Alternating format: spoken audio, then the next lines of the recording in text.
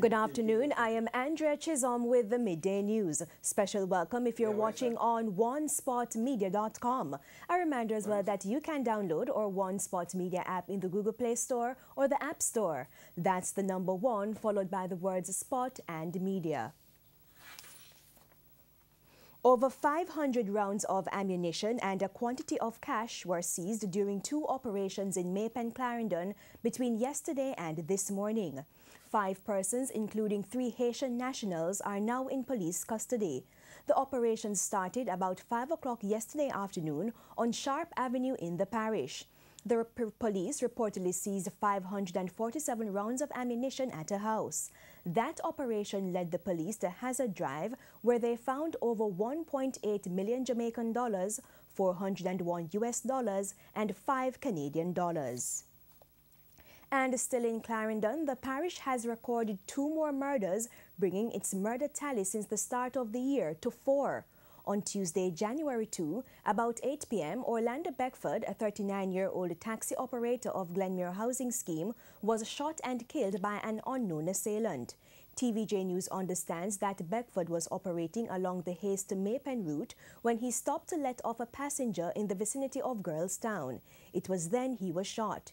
He drove close to the Hayes police station, where he was assisted to the Lionel Town Hospital and later pronounced dead. In the other incident, Fitzroy Paul Joseph, otherwise called Willie, a barber of Cemetery Road, Rocky Point, Clarendon, was shot and killed by unknown assailants around 8:15.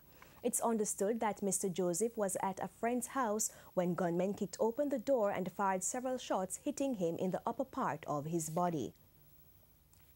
Meanwhile, St. Thomas has recorded its first murder for 2018 with the shooting death of a former resident of Morant Bay.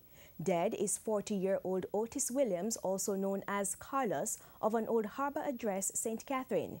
Reports are that about 6 o'clock Tuesday evening, Williams went to the NSWMA dump at Church Corner in Morant Bay to pull down an unoccupied board house which was owned by his brother. After pulling down the structure, Williams was waiting on transportation to remove the material when he was pounced upon by an unknown assailant. He was shot in the chest and died on the spot. No motive was established for the killing, but police investigations are underway. A 58-year-old St. Elizabeth-based church elder has been charged with sexually molesting a minor. Liebert Webster was charged on the weekend by Sissoko on allegations that he sexually assaulted an 11-year-old child. The incident allegedly occurred in November, and a report was filed with Sissoko. Mr. Webster is booked to appear before the St. Elizabeth Parish Court on Thursday.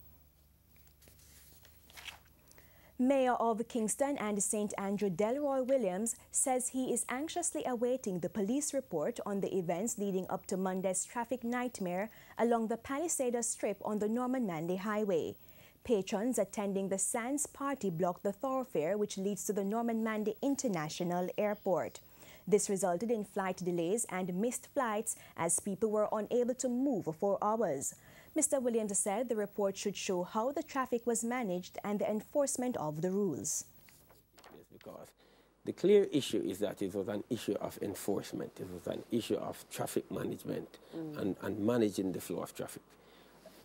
So that is where the issue is, and that is where we really want I would say, I mean, the persons dealing with the issue of managing the traffic. The police usually help with the flow of traffic for large events. However, he noted that the organizer should have provided private security.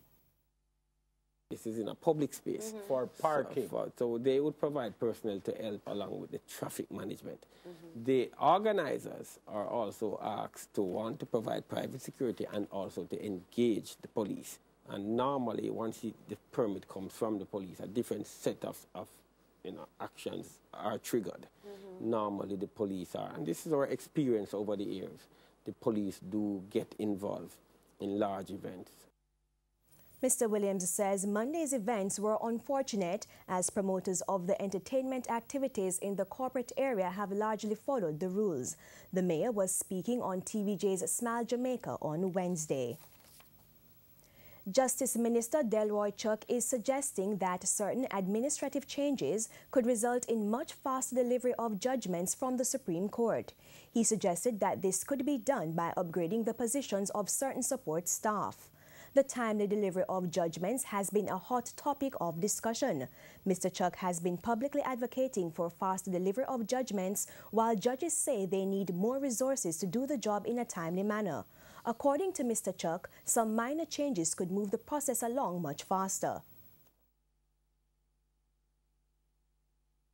You should have more secretaries who can type out what is said in court.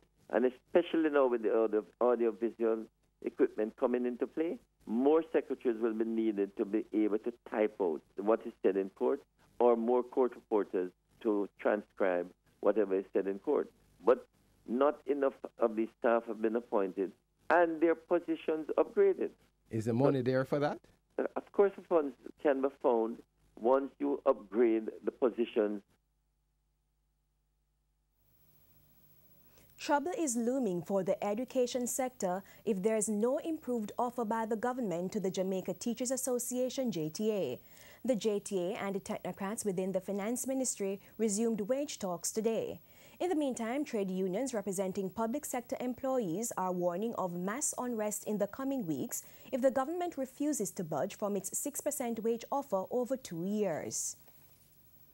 The Kingston and the St. Andrew Municipal Corporation held its annual feeding of the homeless at the St. William Grant Park on New Year's Day. Over 350 persons were treated to a hot meal, drinks and entertainment. Mayor of Kingston, Delroy Williams, said the event is symbolic.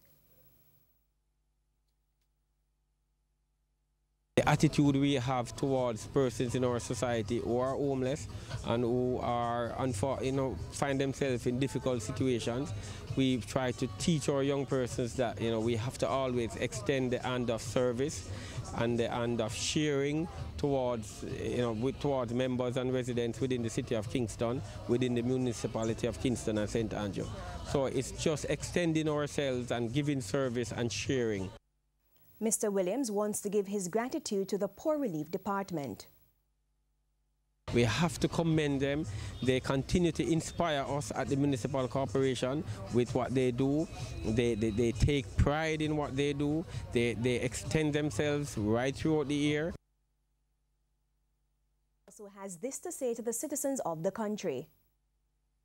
We just want to say to other members of the society, residents of Kingston and St. Andrew, please do not abuse the homeless. Please take care of them. It's a mark of this kind of society we live in. It's a mark of the quality of our society in terms of the way we treat the homeless and treat the senior citizens and so forth. So we are extending again and saying to the residents of Kingston and St. Andrew, please take care of the homeless. Mavis Farquharson, who is the Inspector of the Poor for Kingston and St. Andrew, is asking for citizens to help with the Marie Atkinson Night Shelter.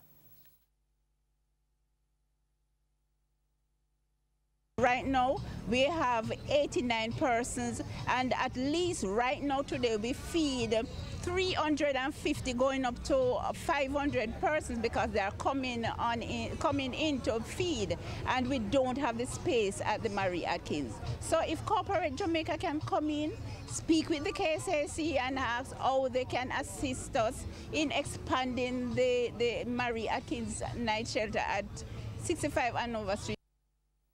A Manchester-based charity is appealing for more corporate support in its quest to help build more houses for poor Jamaicans.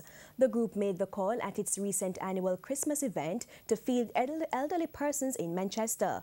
Persons from Clarendon, St. Elizabeth and St. Anne all showed up for gifts, food and entertainment, and there were also representatives from the Mandeville Regional and Percy Junior hospitals. I think it is a feature that we need to emphasize in our society, that we should develop a kind of gentler society, be generous to each other and to help each other. This gift today of wheelchairs, this is a means of helping us to help others, and it is very significant in what we do to aid the elderly and the sick when they come to our hospital. The charity work also includes paying for the tuition of needy youngsters in addition to building houses. Not any mansions, but we build little houses for families. They're comfortable with anything, so we build some board houses, and in recent times we have been building block houses for some families that are really in need. It's all about love and helping other people's lives change and seeing the look on their faces and seeing the change that it brings in their lives and their families.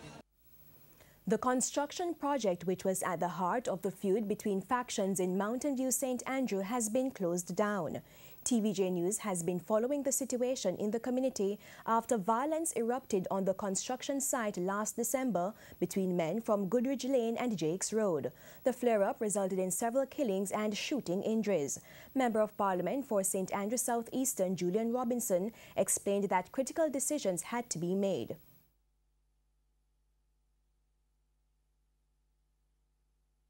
Decided to go into the community. Everybody said they wanted peace, from the babies to the seniors. Nobody couldn't go to them house, nobody couldn't sell anything.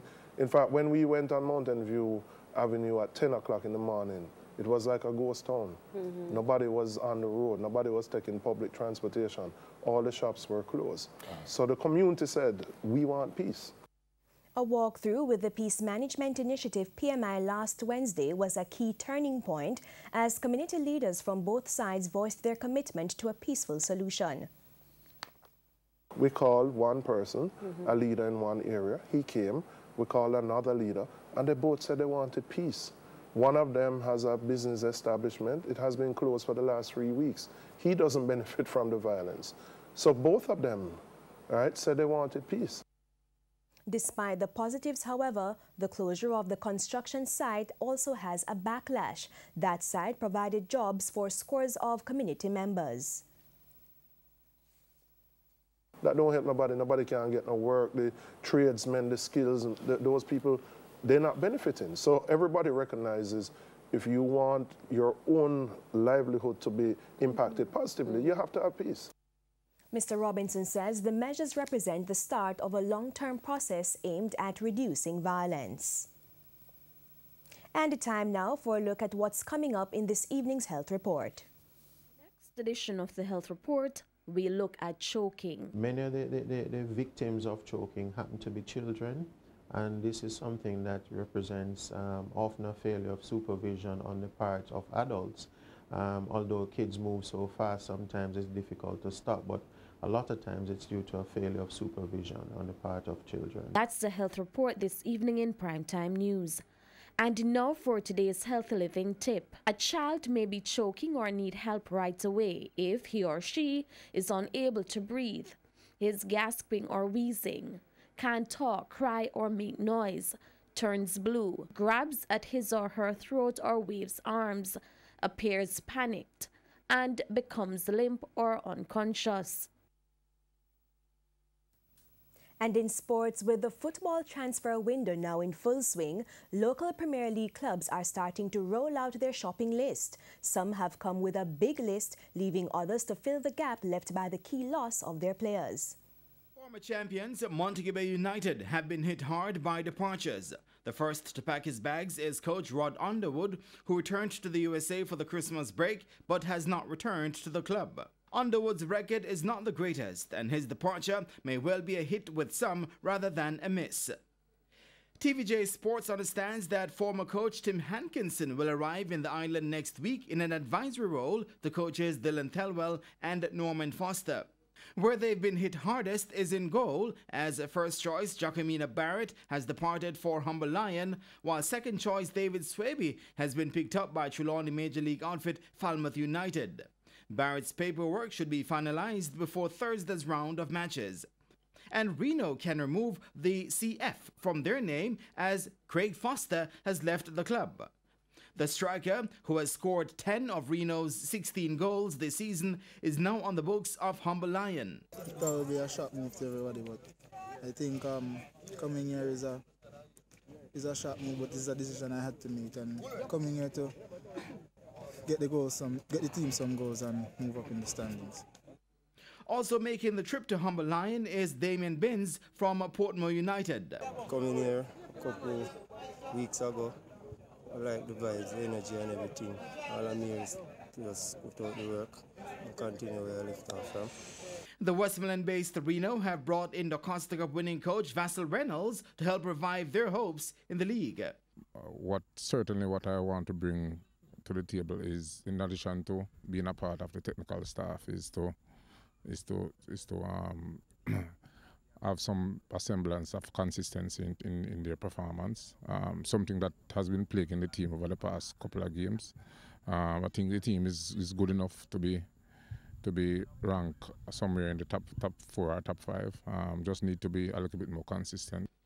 Waterhouse will be strengthened by the inclusion of Cordell Benbow, who's been training with the club since November.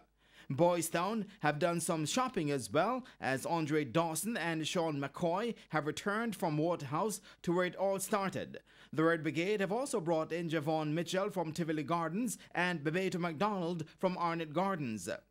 Struggling Harbourview are ready to give more youths the opportunity, with schoolboys Javane Brown, Fabian Grant and Rashawn Mackison of Kingston College, along with Tyree McGee of Jamaica College and Nicu Daly of Clarendon College, set to lace up for the Stars of the East. And TVJ Sports also understands that newcomers Sandals South Coast could strengthen their team with 3 Arnett Gardens players led by Rafiq Bryan, along with 1 from Portmore United. And that's the Midday News. I'm Andrea Chisholm. Do remember to join us at 7 for the Primetime News Package. On behalf of the news, sports and production teams, good afternoon.